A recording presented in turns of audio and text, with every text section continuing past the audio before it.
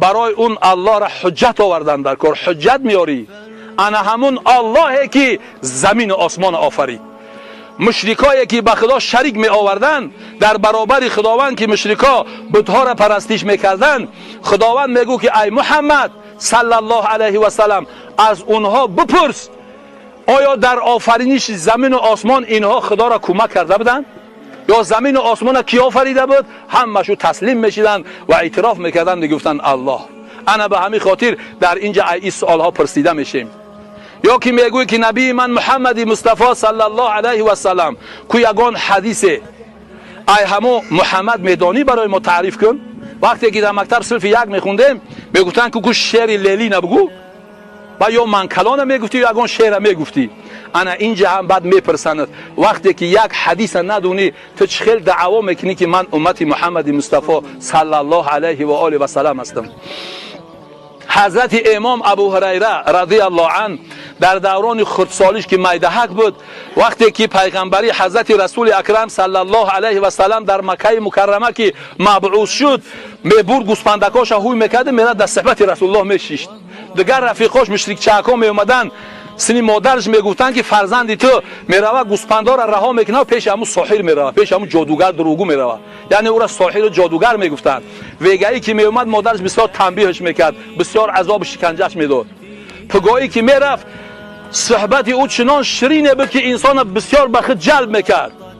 با میرفت گوسپندا را رها میکرد، با میدوید میرفت، یعنی فراموش میکرد اون عذاب و اذیت مادر. وقتی که ویگایی می اومد او رفیقایش که ای پای گوسپندا بودن شکمکاش پوچ در پیستوناشو شیر هم نبود. وقتی که این میمون شکمکاشو دم پیستونا پر ای شیر. بعد خودش تفکر کرد که این چی واقعا باشه که این وقتی که صحبت محمد میره این قدر ایو شکمکاشو دمن. فردا میگه رفت در صحبت رسول الله شیشت در حق سنی رسول الله که در حق مادر می یک دعا که خدا هدایتش کنه. حضرت رسول الله دستور بعد در حق مادر امام ابو هریره دعا کرد. وقتی که بیگه از گوسپندانی ترسیده و لرزیده آمد که امشب هم با رحم نمیتونه کنه. وقتی که اومد در کشید که در محکمه، گو ای مادر در اوی که من آمدم، گو توقف که من غسل گرفته ایستم. وقتی که غسل گرفت چیا کرد؟ گو بیام با پیش محمد برکم ببینمش.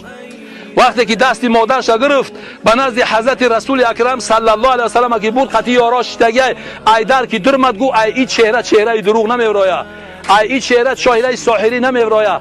یعنی که مراد ای که دعای حضرت رسول اکرم صلی الله علیه و سلم در حق اون اجابت شدن، خدا هدایت کرد، ایمان آورد. انا همون امام ابو هریره 6030 حدیث پیغمبر آیات میدونست. 6030 حدیث. آیا ما 2 تا میدونیم یا 3 تا میدونیم؟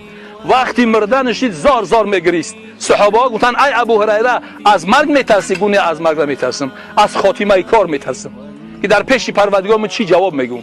با این قدر طاعت عبادت خدمتی در دین و در پیغمبر این قدر از مرگ از آخرت میترسیدن. ما حالی 2 رکعت نمازی که میخونیم با همین 2 رکعت نماز رمینتو افسر کشدگی هم متیار برای جنت ما جنت میریم. نه به این جنت نمیره، جنت خریدارش بسیار دشواره، با طاعت عبادت بندگی میره.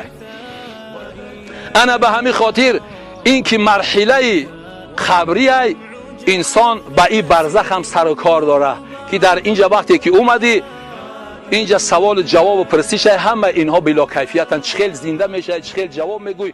این علم ما